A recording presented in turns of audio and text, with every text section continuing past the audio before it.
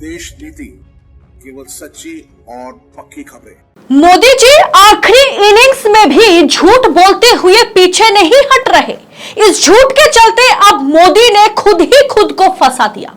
मोदी जी के दो बड़े एडवर्टाइजमेंट एक दूसरे का टांग खींच रहा है।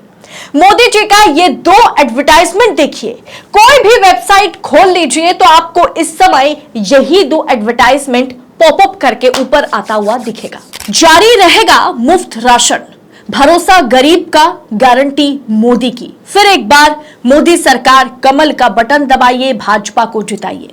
वहीं दूसरी तरफ बनेंगे विश्व की तीसरी बड़ी आर्थिक शक्ति, लक्ष्य देश का, गारंटी मोदी की। फिर एक बार मोदी सरकार, अर्थव्यवस्था में 5वें स्थान पर पहुंचकर तीसरे स्थान की ओर बढ़ रहा है भारत। फिर एक बार मोदी सरकार। सोचिए दोस्तों, एक में मोदी जी देश को तीसरी बड़ी आर्थिक शक्ति बनाने की बात करते हैं, एक तरफ 80 करोड़ से अधिक जनता को अगले 5 साल तक के लिए गरीब के गरीब बनाए रखने के वायदे भी कर रहे हैं। मोदी जी के वादों का पोल तो पूर्व आरबीआई गवर्नर्स ने तमाम इंटरव्यू में खोल के रख दी है। दोस्तों, पूर्व आरबीआई गवर्नर रघुराम राजन और सुब्बाराव ने इतना साफ कर दिया है कि इन तमाम एडवर्टाइजमेंट में जो कुछ भी मोदी जी दावा कर रहे हैं या वायदा कर रहे हैं, वो पूरी तरह से उसमें फेल साबित होता हुआ नजर आएंगे। वो पूरी तरह से झूठ है। अगर हम विश्व में तीसरी अर्थव्यवस्था बन भी जाते हैं तो भी देश जिस हाल में है उससे कोई उसे सुधारने वाला नहीं है। फॉर्मर आरबीआई गवर्नर सुब्बाराव का यह कहना है कि India's vision to become third largest economy not a cause for celebration, मतलब तीसरी सबसे बड़ी अर्थव्यवस्था बनने का भारत का दृष्टिकोण जश्न मनाने लायक तो बिल्कुल नहीं है। इसमें जश्न मनाने का कोई कारण नहीं है। मतलब अगर हम तीसरी अर्थव्यवस्था बन भी जाते हैं तो इसमें कोई उछलने वाली बात नहीं है या खुश होने वाली भी कोई बात नहीं है, क्योंकि इससे देश की गरीब तबका जो है वो गरीब ही रह जाएगा।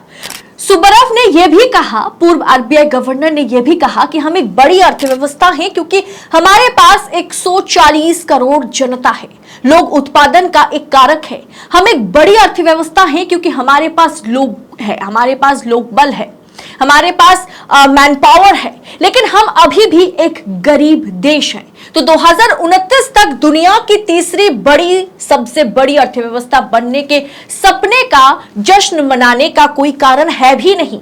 जो दावा मोदी जी ठोक रहे हैं, भारतीय जनता पार्टी तीसरी सबसे बड़ी अर्थव्यवस्था बनने का जो ढोंग कर रही है, उसका असल बात यह है कि हाँ, भारत बिल्कुल बन सकता है, लेकिन इसका मतलब ये नहीं कि भारत और गरीब देश नहीं रहेगा। लेकिन हमें सबसे पहले गरीबी को मिटाना है दोस्तों, क्योंकि भारत अभी भी एक गरीब देश है और आगे भी गरीब देश ही रहेगा। अमीर देश बनने का मतलब विकसित राष्ट्र बनना नहीं है।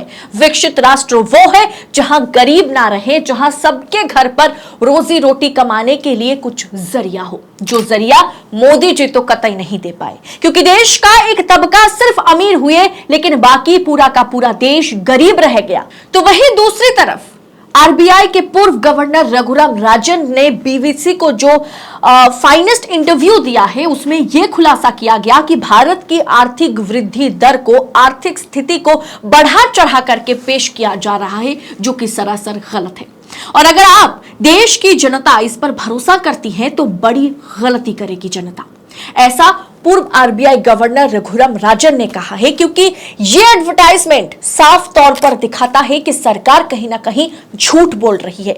इस एडवर्टाइजमेंट के पीछे सच क्या है वो तो यह एडवर्टाइजमेंट ने ही उसका सच साबित कर दिया। और साथ ही साथ पूर्व आरबीआई गवर्नर्स ने भी तमाम तरह से यह समझाने की कोशिश कर रहे हैं कि जो सपना, जो हसीन सपना, मुंगेरीलाल का जो हसीन सपना मोदी जी आपको दिखा रहे हैं अर्थव्यवस्था पर, इकोनॉमी पर, वो पूरी तरह से एक झूठा सपना है। सरकार को चाहिए कि वो अपनी स्ट्रक्चरल प्रॉब्लम्स को सुलझाए, तभी मजबूत इकोनॉमी खड़ी हो पाएगी।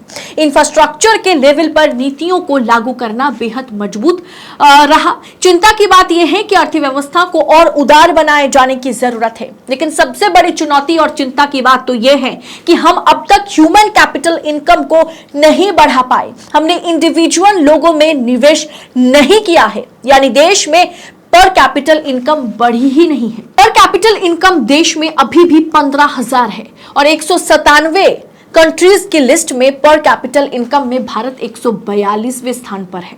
मोदी जी इत्तेफाक इसलिए रख रहे हैं क्योंकि मोदी जी एक तरफ जो कह रहे हैं और एक तरफ जो ये खबर है, ये दोनों एक दूसरे को कॉन्ट्राडिक्ट करता हुआ नजर आ रहा है। दोस्तों, यहां तक कि खुद वित्त मंत्री निर्मला सीतारमण के पति ने पराकला प्रभाकर ने यह साफ कर दिया है कि मोदी इकोनॉमी को बिल्कुल भी समझते नहीं है। He is the incompetent in many fronts. मतलब मोदी जी कुछ क्षेत्र में, बहुत सारे क्षेत्र में अक्षम प्रधानमंत्री साबित हुए, जिसमें अर्थव्यवस्था भी शामिल है। मतलब मोदी जी 80 करोड़ जनता को नौकरी दिलाने में मदद नहीं करेंगे। अगले 5 साल वो इन 80 करोड़ जनता को फ्री का राशन खिला के वोट जरूर मांगेंगे।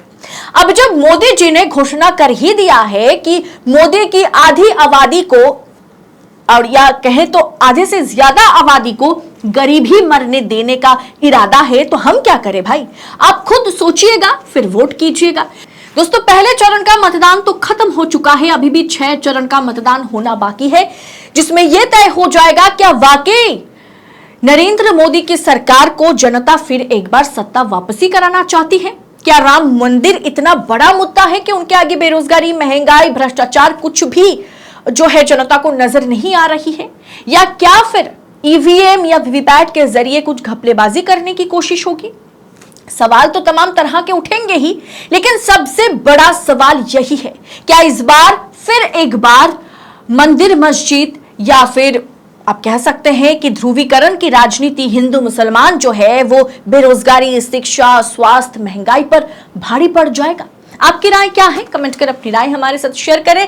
बाकी ऐसे तमाम एडवर्टाइजमेंट पर भरोसा मत कीजिए, खुद सोचिएगा, टटोलने की कोशिश कीजिएगा कि आपकी सरकार ने पिछले 10 सालों में आपके लिए क्या किया है। फिलहाल इस वीडियो में इतना ही। आपसे फिर होगी मुलाकात जल्द ऐसे ही तमाम वीडियोस के साथ। तब तक के लिए खुद का ध्यान रखिएगा। बहुत बहुत शुक्रिया। जय हिंद, जय भारत।